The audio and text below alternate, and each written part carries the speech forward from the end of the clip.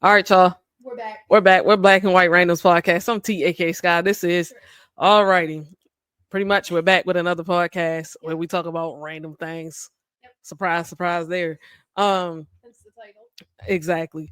Pretty much, we talk about a bunch of popular topics, possibly world events. We try to stay away from politics. So if you want to talk about politics, probably not the podcast for you. Just who knows? It might be sports too. So you never know, and especially with us. No, because you come up from her. Because topics come from her. Because I don't have the brain for that. That's her brain. That's what they claim. Anyway, so anywho, we get ready to jump into this thing. Make sure you guys like, comment, share, subscribe, and hit that notification bell for us. And if you're on any other platform, pretty much hit that follow for us. Yep. Alrighty, so why would the number one recruit for women's basketball going into college want to opt out of going to one of the top schools? And I'm not saying the school that this person is choosing is not top notch, but it's not one of like the top, I believe, 10 schools for women's basketball right now. The only reason that I can possibly think is maybe she wouldn't feel like she would stand out there. Her thing was she felt like she didn't want to go unnoticed, which I feel like that's pretty much she thought she was going to be benched her first year as a freshman. But I'm like, majority of the top freshmen that come out of high school start their freshman year. Majority. I think the only one that didn't start was like Malaysia for a while or whatever. And that's playing for Dawn Staley. So I can understand why she didn't choose South Carolina. Because a lot of times Dawn Staley does bench her freshmen, or they come off the bench their freshman year. They will not, they usually don't start behind the, the upperclassmen or whatnot. Right. Huh. But it's funny to me that she chose to do that because I'm like, oh, so you just trying to be a superstar, basically. You don't want your talents to go to waste or whatever. But I feel like, why turn down? Okay, because let's think of some of the top coaches she turned down. She turned down Dawn Staley, which that's South Carolina. You turned down Gino, which is UConn. You turned down Kim Mulkey over at LSU. Like, these are big time name schools or whatever. Heck, you wouldn't even go to USC. And not to say that if you're the top player in the country, a lot of times they get more than probably 15, 20 offers. Sometimes they get offered majority of the schools. So it's just like, yo, you about to go to Oklahoma, I believe it is. I'm like, that's a weird choice of school for basketball, but okay. What if the decision to choose the school was not based on the sport or the coach? It's based on the school. Like, maybe it's an education-based decision. I mean, it could be, but how the statement was that came out today didn't make it seem that way. The only two players I could credit for doing this over the last couple of years would be JuJu Watkins going to USC, because their basketball program was not all of that for women's. Actually for men's either, to be honest. Men's was okay. But JuJu got there, and then other talent wanted to come in, and maybe that's her hopes. I feel like Haley Van Lith just did that as well, because Haley Van Lith is on her third school. She's a 5th-year freshman. She transferred out of Louisville and then went to LSU for her senior year. Her four-year senior year, that's what we'll call it. And then it really kind of didn't work out there because Kim Mulkey tried to make her into a point guard. She already had a bunch of shooting guards already. Haley just didn't really, I felt like she never hit a groove. There were certain games where she went off, but she never really got into a groove because she wasn't used to being a point guard, which is, understandable. Right. And then after having like a really trash, because if we used to put that whole year together at LSU for her specifically, she didn't really thrive in that environment. And then you had another big name there, which is Angel Reese, and then you had Flau'jae Johnson or whatever. And then Michaela Williams was like the true freshman last year or whatnot. Yeah, so she kind of like, she went through it, and I don't think that was a school for her. She went to TCU. She's, a Christian or whatever, and I see Christian like college. So it kind of makes sense. that she transferred in there to a certain extent, but also they didn't really have a ton of talent at TCU at the time of her transferring. I believe they had their center was there, which she's really talented, and then I think they got like 1 or 2 other shooting guards or whatever. That's pretty decent. So they thriving, and right now she's back to another Sweet 16. I think she's the only player in college history to play at 3 different schools and they all make it to the Sweet 16. So fun fact about Haley Van Lith. But I just find it weird that like you would want to go to Oklahoma. Like that's a weird school to go to. But I wish her all the luck, and I hope talent comes there. And I'm not saying they don't have talent. I just don't really watch the OSU program like that or whatever. I think they're not OSU. Ohio State University is. Because a lot of schools you have a pretty good. Yeah, but Oklahoma is like one of them. They might be in a tournament. They might not be in a tournament. Like I might be paying attention to you. I might not. Like I don't know, but I wish her all the best of luck. Anywho, moving on to the next thing in college women's hoops, JuJu Watkins goes down. Yeah, I saw that. Man, if that didn't break America's heart, bro, I don't know what it did. Yeah. Cause like you were just rooting for her just to be like, she's already doing really well. The morning I sent you that was what I woke up and saw as soon as I turned my phone on. That was the first thing I saw. I was like, damn. Yeah, and I saw it before you did. Yeah.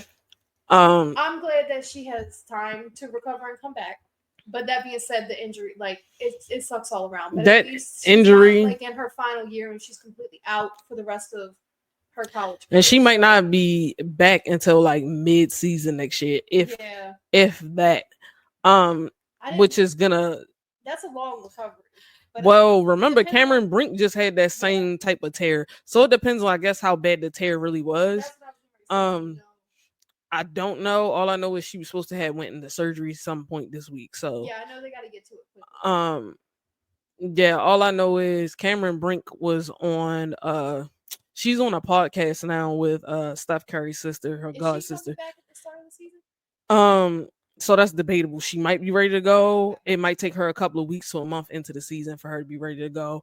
Okay. Right now she was like, she feels weird inside of her body. Like she's now just being able to like actually run. She's not supposed to be doing any cuts or anything like that. She was like, her shooting is extremely off. Like she has to basically relearn almost how to play basketball in her body again. And her being 6'4" and lengthy or whatever is gonna be challenging to say the least.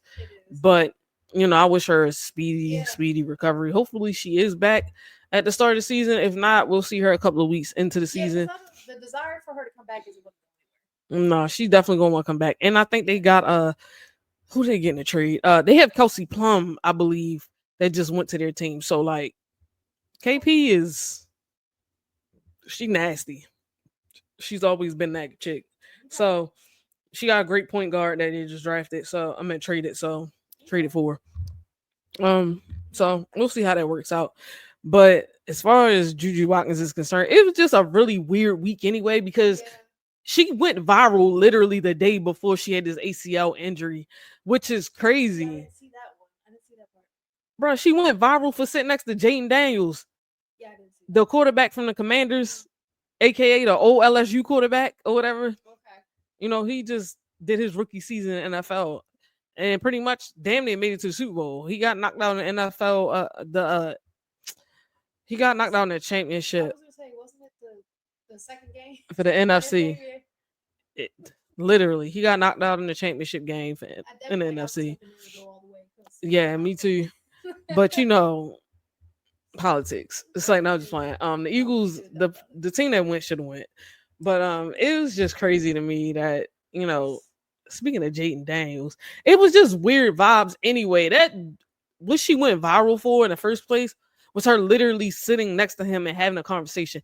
Now, from afar, it did look like they might have been flirting. There was a lot of smiling going on. We don't know for sure.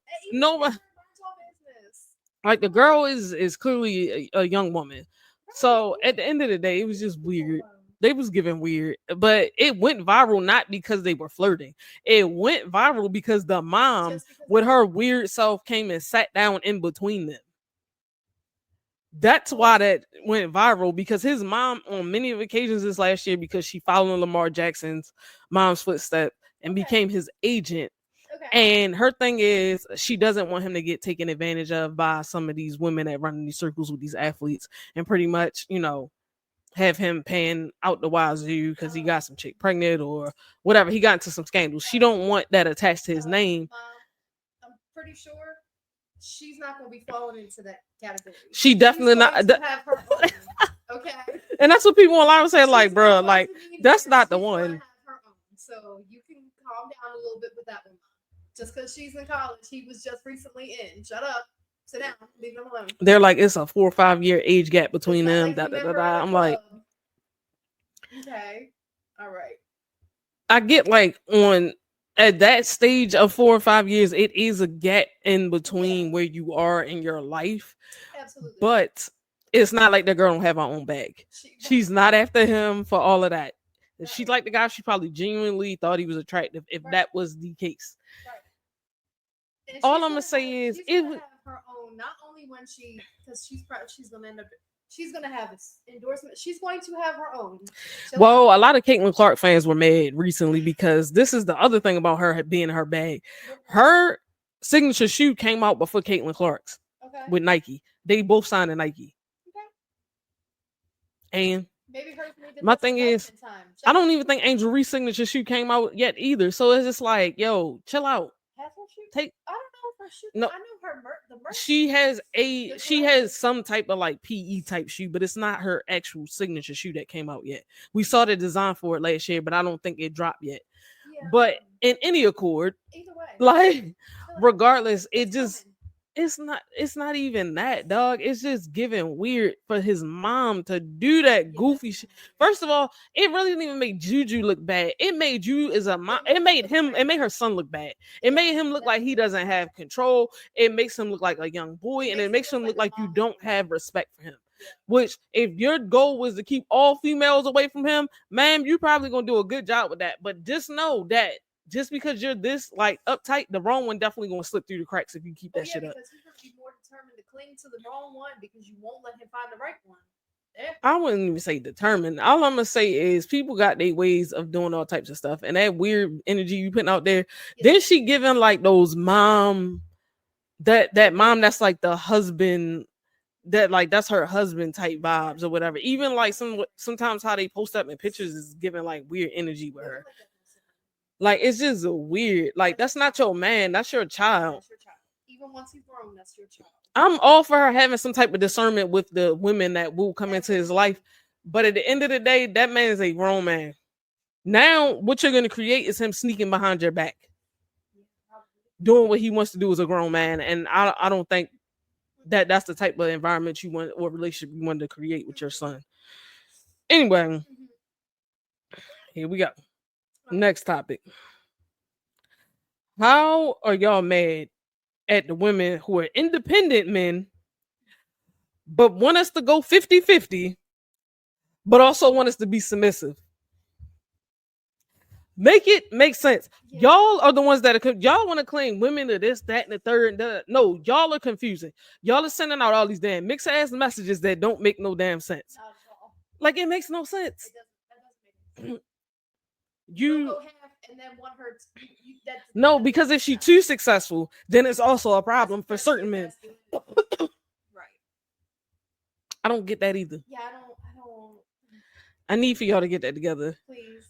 Because it's giving real weird, and I can understand y'all, but also arguing down women. Y'all want us to start, going back towards the wifely figures and this, that, and the third. And I'm like, do y'all know what that actually requires and entails? And do y'all not ready? And a lot of times men be the ones tearing down their marriages. And I'm not saying women don't, but for the most part, it's men that tear down a damn marriage. There's a lot of abusive men out there, and it doesn't have to be physical. It can be emotionally done. There's a lot of men out there that take advantage of their woman because she does take care of him and takes care of the household or whatever. There's a lot of serial cheaters out there just because y'all want to do it. And I don't want to hear that it's in a man's nature shit, because at the end of the day, you control your own body. Right. I don't care how much you're like, oh, that looks good over there.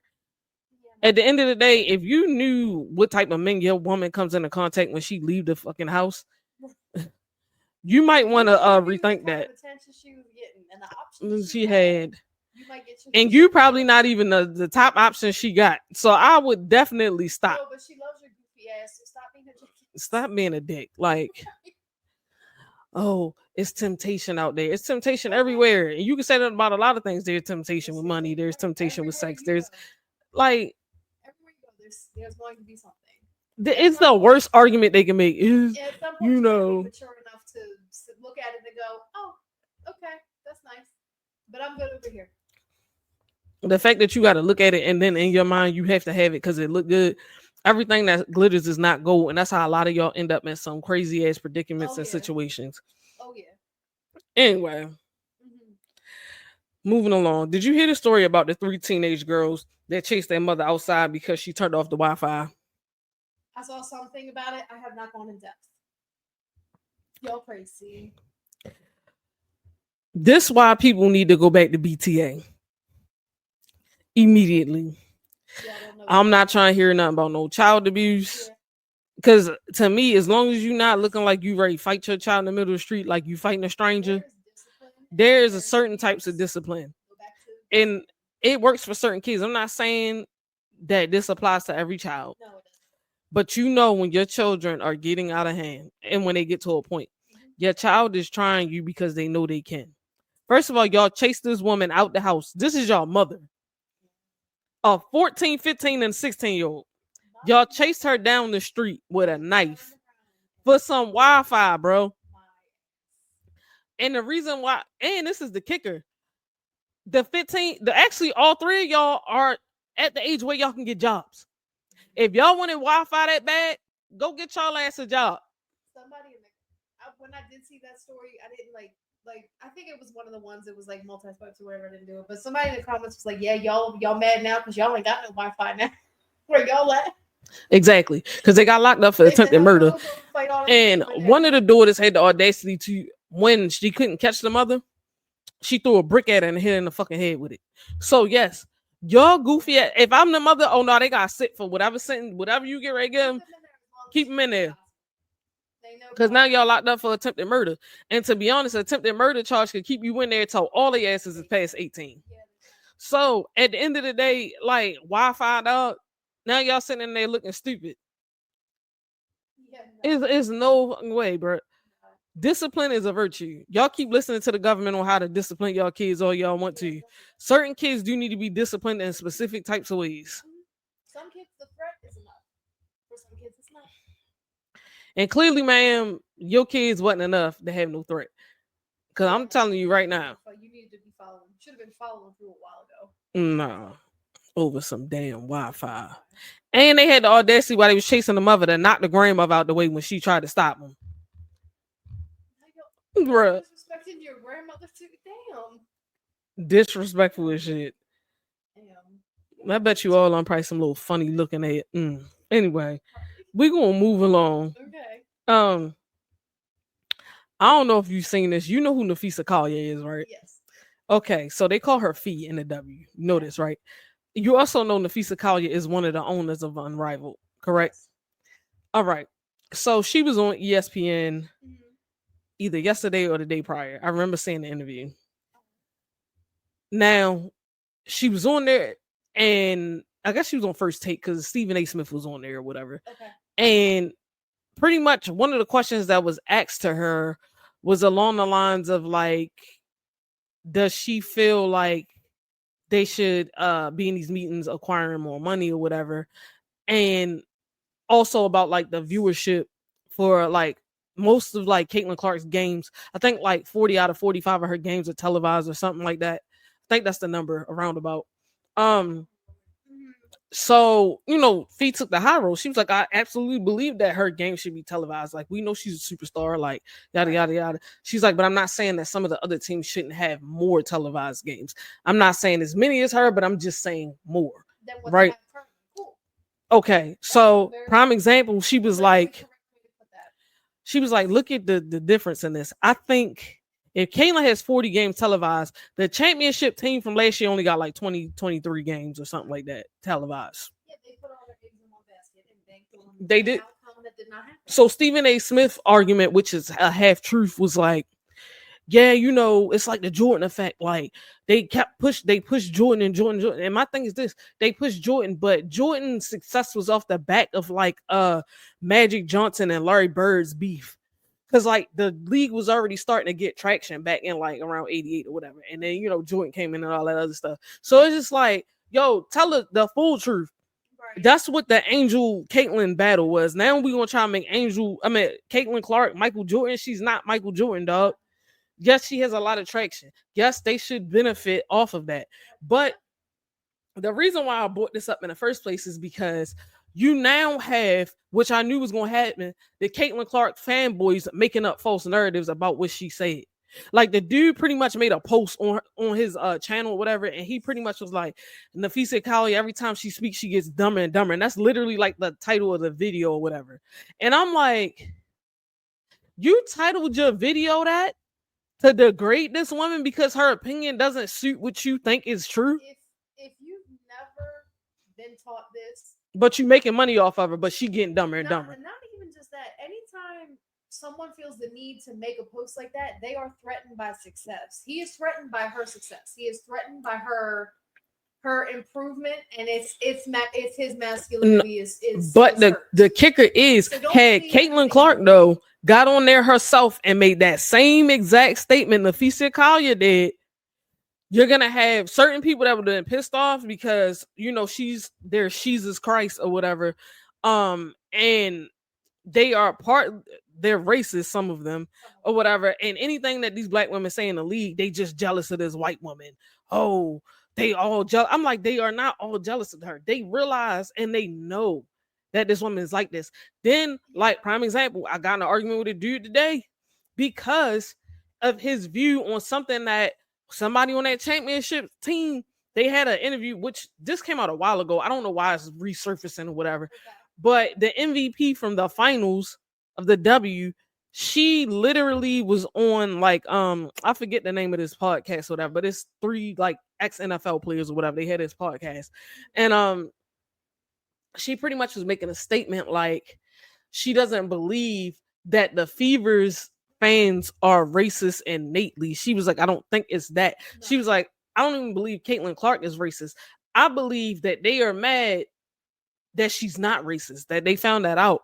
Now, she was like, because, and a lot of the other WNBA players have spoken out about this, because before it was, oh, they beating her up on the court and this, that, and the third. And I had to prove this dude wrong early because he was like, she's the only one getting her ass beat. I was like, are y'all crazy? I was like, so what happens when Tierra McCowan was trying to bully Angel Reese? What happens when AT fucking slammed Angel Reese on her neck? Like, what happens when Asia Wilson, you know, was going at it with Angel Reese in the paint? Like, there was, you know what I'm saying? Like, at the end of the day, what happens when Breonna Stewart get frustrated? What happens when Fee gets frustrated with Angel Reese? Like, at the end of the day, they start trying to come back towards her, back at her, or whatever. I was like, what happened to Rakia Jackson when she almost squared up with Brittany Griner and then got pushed around by some of the other bigs? Like, nobody's mentioning all the other rookies that went through this. Cameron Brink getting knocked over, rolled over, mauled over, or whatever by AT and Brittany Griner and all the rest of them or whatever. At the end of the day, she was not the only one. Hers just got pushed and got more attention because more eyes are on Caitlyn Clark. Yeah. She's not the only rookie. And I was like, and then if you notice mid-season, they tapered off. They stopped bullying them so much. Right. That was they welcome to the league. She got a welcome to the league like everybody else. Everybody else. All of the bright stars that came into the W previously to Caitlyn Clark got the same treatment. Y'all want people to not touch that girl because, quote unquote, she's the money, she's the cash cow or whatever for the W. But it's so funny that and another thing is, one of the dudes literally tried to argue me down one time, was like, it's not true that they lock the seats in the arena or whatever. They lock ticket sales. I said they do. They cap ticket sales and they do it a lot in the W. I was like, hence, that's why Caitlyn Clark was the only one. And I'm not saying they was going to sell out. These other teams were going to sell out arenas like that. Right. But they would have damn near came. Some of these games came close. There were even fans pissed off because they could no longer purchase. And this is way before the game even happened. When we went to go see the Mystics, because they couldn't go watch Angel Reese. because the shit was sold out at fucking 8,500. That's not sold out. And meanwhile, the whole rest of the damn arena was empty as a month. Half the arena. I wonder if seated. The pictures I took, we can tell. I wonder. Girl, you can tell if you go back and watch the game. I'm going back for my phone. You can see seats is full of shit down the bottom, and then as soon as you get, empty, dark. Didn't even bother turning the lights on. And my thing is this: I feel like they did that because they didn't think that AR or some of these other teams, because I think Vegas, they let Vegas sell out one of their games too, or a couple of their games. But it's all about how many tickets they put out there. You can't purchase what's not available. And I'm not saying this is the case for all the teams, but I'm just saying, like, for the games that we went to see Angel Reese, this absolutely was the case. So at the end of the day, that whole argument, we know Caitlin Clark is Caitlin Clark. You can't compare it, but you also can't say that other teams don't deserve to be televised. Yeah, like this one dude tried to say she sounded dumber and dumber. She literally gave y'all what the actual statement was that should have been. She gave an answer that didn't tear down what y'all want to hear. She didn't go against what y'all want to hear. She just said, also, by the way. She didn't even say my team should have more viewership. She literally just went and said that, hey, like this team right here and maybe another team, whatever, the contender from last year, should have had more viewership, which I think it might have been her team they played. I can't even remember. Regardless, it didn't really matter because at the end of the day, Caitlin Clark is Caitlin Clark. Her games should be televised. Like, nobody's going to argue that. But he also got mad because Fee said something about the CBA, which is like the Women's Basketball Association thing or whatever, where they go to negotiate, their contracts and stuff like that, where there's the actual members from the W that are on this committee or whatever. Mm-hmm. So pretty much she's on the committee, and she, he was asking about the potential lockout, because remember, Angel Reese was the one that called for the lockout, which is a bunch of bullshit. You got people like, man, I heard. No, you didn't hear, because if you guys listen to the podcast, what she said was, I heard we will be having a lockout if we don't get such and such, which is basically a renewal of their contracts. And then they act like all she said was, we're asking for more money. She didn't say they was asking for, because here go these talking about this false narrative of they want to get paid the same as NBA players. That shit is a falsity. And every time that y'all say it, it's false. They do not want to get paid the same as the NBA. They want the same percentage of the ticket sales and the jersey sales that the NBA players get. Imagine that. Wow. Which was the whole thing eventually. But they don't even want that this go round with their contracts. What they wanted this go round was just a little bit more money in their pockets than they had previously. That's all they asked for. Right. Because right now, if you want to be honest, they can go play 3v3 for what, 2 months, 2.5 months at 10 weeks and make $150,000-$200,000. Actually, someone was making $250,000.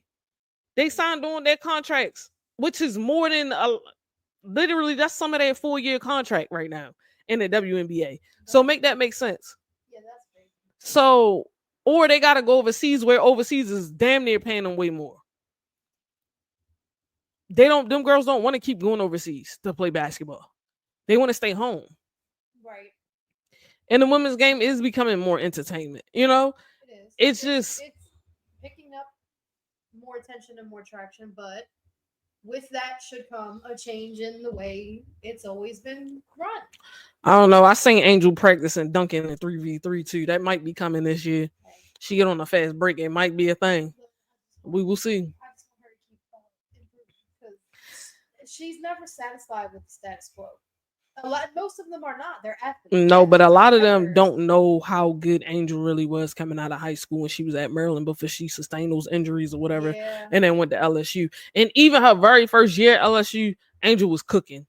A lot of people don't know Angel Reese was averaging like 25 points and 16 rebounds or something crazy, and they wasn't off her missed shots. If you miss that many damn shots to get 26 points, I'm gonna have a fucking problem. Now. Does she get a lot of offensive boards? She do. And all of them not off her missed shots either. Yes, there's a couple clips out there from a couple games where she, whatever. Other than that, Like, for the most part, if you was to statistically pull up all her rebounds, her offensive rebounds for the most part is not off her fucking business. That's the kicker. They gonna keep trying to push that false ass narrative. They're gonna believe what they want to believe. There's nothing anybody can say to convince. Especially if they true Caitlin Clarkey, as they claim they supposed to be, but they really a Clayton Clark fan. They not really a fan of basketball. Yeah. If you was a fan of basketball, you could appreciate an Angel Reese's game. That's the player you want on your team. She gonna hype up her teammates. She got their back no matter what. She gonna work hard in that paint to get the rebounds for your team. Right. And on top of that, she's not really a ball hog. Like, she gonna dish the ball out. Right. My thing is, a lot of like those. It's not even the fans, the fanatics. Y'all just want to believe you have to hate any other player who is not Caitlin Clark. You don't have to hate the other players. My thing is this. Just Angel, any of the other players. Because anytime someone got in her face last year or checked her, y'all was ready to like y'all doing way too much. You do not have to be a fanatic to the point of hating others. No, they just want to watch her run off 1,000 screens and shoot a three. That's literally all they want to watch. I'm like, okay, she got a long ball three. She's not the only player in the W with a long ball three. Right. Now, even when she first came in, remember, her shots wasn't falling like that. Her percentage was down. That's pretty normal, I feel like. It is. Some players started out a little bit better than others, but the rookies eventually they got their feet wet, and then they were, they were good. If you start at the top, you're going to fall before you get back up to the top. But they fail to realize if they was to put a Caitlin Clark and an Angel Reese on the same team, they'd be dominating. They absolutely would, and I think they both know that. They would be complementary to each other. Absolutely. They both acknowledge that. Like, they don't want their fans to be at war. No, but they know for the sake of the league that they got to be separated. They know. They both said it to a certain extent. It wasn't directed, but it was. It was said without being said. That's crazy. It is what it is. Like, I feel like at this point in time, like, they also won't let it go. Like, people don't change and they don't grow. Because the amount of people that call Angel classless because she's not quiet like a Caitlin Clark or, it baffles me because it's like, yo, the men league talk way more shit. They talk so much. Like, oh my gosh. Anyway. And she from Baltimore. We just talk shit in general. We were taught to do that on the court from a young age. We don't really mean it. We mean it, but we don't. We'll show the attitude and everything during the game. After the game, everything is cool. Like, we don't care. Like, it's already not, like, let that go. All right, so here we go. Right. You got men out here hyping up other men for their YN behavior. That's out of control. A lot of men out here, and I'm not saying all, but a lot of men out here just be looking at status of other men and deem that as a reason for them to be able to get away with some of the shit they get away with. And it's just not, the shit ain't right. I'm sorry. And I'm calling y'all out. One of the top ones that I'm going to call out right now and that y'all think that's the shit that he does and says is fucking cute, because y'all as grown men be siding with this motherfucker, is Anthony Edwards.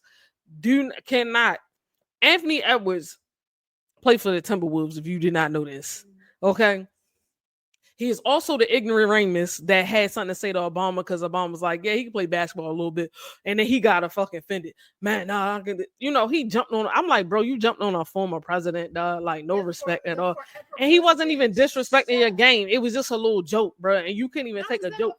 We watched Obama play. Remember, he was playing when he was y'all stop it. Anthony Edwards is so full of himself. Because remember, they was calling him the next Jordan like last year. And to me, he ain't as good as he was last year, this year. Some people won't argue that down, but I'm like, yo, I look at numbers and stats on a regular basis, and I looked at a lot of his stats last year compared to this year. Like, I am sorry about it, yo. He is not as good as he was last year. Then he got all these damn baby mothers, yo. He like 23, 24. He was super young. Like, he dumb young. One of his baby mothers is like in her late 30s or whatever. It's just that, like, and he don't take care of his kids like that. He got one child that he favor over the other. Like, it's just a lot of things about him that's just not really, he's not a good dude. Yeah. Nothing about him screams he's a good dude. And y'all let him get away with this because he's in the NBA. Oh, no. Then he was like, oh yeah, I would be that dude back then. I'd be going at Jordan. You probably would have been. I'm not saying he's not talented. What I'm saying is he's a dick. Like, he's not a good dude. And y'all push him not being a good dude. He's just not. He arrogant as shit. Like, there's one thing if he was just confident. He's arrogant. It'd be one thing if he's just talking shit on the court. He talks shit all the time. He always if somebody say something to him out though, he feel like somebody is blatantly disrespecting him, and they not. It is rare to find a man who will hold other men accountable. Most men do not. No, because a lot of y'all hang in a group with dudes that y'all know not good dudes. Right. Y'all know they not good dudes from a can of paint. But that goes back to the other argument about how they treat women. Because y'all know these dudes be treating these women like this, and then y'all will still be on these dudes' side. But I mean, to be honest, we should already know that we should know that from the jump, because anytime when these dudes get caught cheating on their girl, it's always some dumbass lie that they try to stick with. Oh my, it'd be so stupid. I'm just like, bro, like the lie not even a good lie. It's a badass lie, and then you gonna keep trying to stick with it. Like, this shit is dumb. Right. But Anthony Edwards is not the only one, because I feel like Ja Morant is like this too. Ja Morant talk the most shit, and your team be losing like a motherfucker all the time. Like, I swear every time I turn on the TV, they be losing damn near. He be talking the utmost shit. I don't like the Lakers, and y'all consistently be losing to the Lakers. Man, then you try to go at it with LeBron. Why the hell would you try to do that? You built like a damn ant, and you trying to go at LeBron. LeBron ass is built like Thanos. Why in the hell would you be trying to go at him?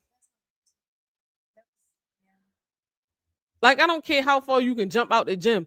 These dudes be trying to pump these dudes up like they're gods. It be the problem. Like, they are not gods. Y'all got them out here thinking that, like, yeah, they might be it down here, bro. When they die and they gotta leave this earth, they can go ahead and talk to the real God and see what's up. Yeah, they're not invincible. Like, y'all not invincible. Yeah, stop putting people up. Y'all be having these dudes down here thinking they goddamn superheroes and shit. They're not. They're just more talented than the average Joe. So what? You can have your favorite basketball player. There's nothing wrong with having a favorite basketball player. It's when your favorite basketball player, like I said, they can be disrespectful on the court. Like, they talk their shit on the court. I don't care. But like, when they start bringing that shit into their real life and talking to people all greasy and like, no, you're not a good person. Yeah. You not. And God forbid something actually happened to Anthony Edwards and he go out with like a season-ending injury or something like that, or he has a career-ending injury, yo. Then what kind of shit you gonna be talking in? Exactly. Like, y'all be talking all this stuff while y'all on top, but if that shit come crashing down, what you gonna do? Nothing. The same type of dudes that had nobody on their side. Anyway, so here we go. Right. Last topic. Stephen A. Smith. Okay. Talking about if LeBron would have put hands on him, he would have put hands back on him. Sir, he'd have pushed that hairline all the way back to the rest of the way back. I know you lying. LeBron James about 6'8". Heavy muscle. Heavy on the muscle. Sir, if he would have hit you, you wouldn't have had time to think about it. Unless he's got a black belt that nobody knows about hiding somewhere in his past. No. Stephen A., you about 60 years old, yo. No.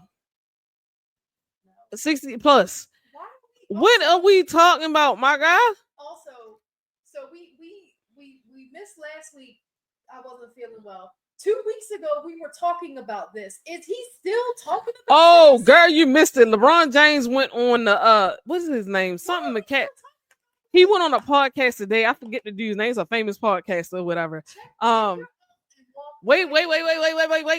I mean, he does a sports show too. I forget his name or whatever.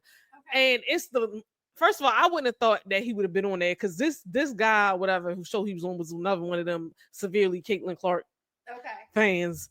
But we're gonna let that go. Anyway, so he went on there or whatever, and the question came up about reporters and Stephen A. And LeBron pretty much was like, he was like, to be honest, he said he's still missing the point. He said, you see, he out here on his damn Taylor Swift tour right now about this. He said that man was on a Taylor Swift tour, but he flat out said, and I quote, he still is missing the point. Yeah. He said, because you can get on there and talk about when we're performing bad all you want to. Yep. That is your job. That's what you got hired to do. Right. He said, but when you start taking personal shots at my family, he said, I gotta defend my household, make sure my household is good. Everybody's in there straight. Excuse like, that's what a man is supposed to do. By the way, because y'all be missing it. Anyway, go ahead. He was like, bro, you was taking personal shots at. Yeah, he did. You know what I'm saying? So it, you know what I'm saying? It's one thing if he would have just stuck to basketball, but like, you went too far. You went too damn and far. He told you went too far. And I'm glad you. And look, I'm kind of glad he did because Bronny been cooking ever since. Bronny ass had a fucking 39-point game with the G League the other day, bro. Listen. But also, like, get that kid some grace. Y'all also forget that man had cardiac arrest not too long ago. But anyway, you know, slightly over a year ago, whatever. Take the L, move on. Don't talk about him again. Just let it the hell go. Let it go. I can't believe we're still talking about this 2 weeks later because it wasn't. Bro, like I told you that week that he had started going on people's shows and shit about this. I got threatened by LeBron tour. That's what we're going to do. Basically. LeBron threatened me tour. LeBron was like, and he was like, I bet you had not mentioned his name today. His smile got even bigger, touching ear to ear. He ready to get on somebody's couch now. I was like, yeah, Bron. Normally you wouldn't see LeBron doing stuff like this. He would just let that shit roll off his back. I think now that he done hit 40, he like, man, fuck. I only got about a couple years left, if that, on my, like, not to retire soon. Like, I don't care. People's kids are off limits. I don't care how old the kid is. You can comment on the game. You can comment on the stats. You can talk about. Leave the personal shit alone. Leave it alone. Y'all crossing these lines and these boundaries. LeBron was not feeling it at all, bro. My thing is, LeBron not even really a fighter like that. So for him to walk up on you like that, you disrespected that man's household. He was not. He was not for the shenanigans. And he said what he had to say, and that was it. It wasn't like Stephen. It was the fact that Stephen A. said he was going to hit this man back. Stephen A., if he'd have got one hit on your goofy ass, what footing do you think you would have had to hit this man back? All he's got to do is some Looney Tunes shit and just bop. That's it. That's all. I'm like, because Stephen A. act like he's some big man. Like, bruh, like, no. Like I said, he has a black belt hiding somewhere that nobody knows about in his past. The odds of him coming out successful in that type of an event are low. Okay? That's what I'm saying. You got a black belt hiding, maybe. Bro, listen, that was gonna be the true meaning of he's about to blow your muffin cat back blue. Right. It's right. Sir, what type of dude you think LeBron was to walk up on you and knock you out? Fuck out of here, bro. Anyway, y'all let us know how y'all felt about this in the comments. Yeah. Like, share, hit that notification bell, and we'll see you guys next time. Peace.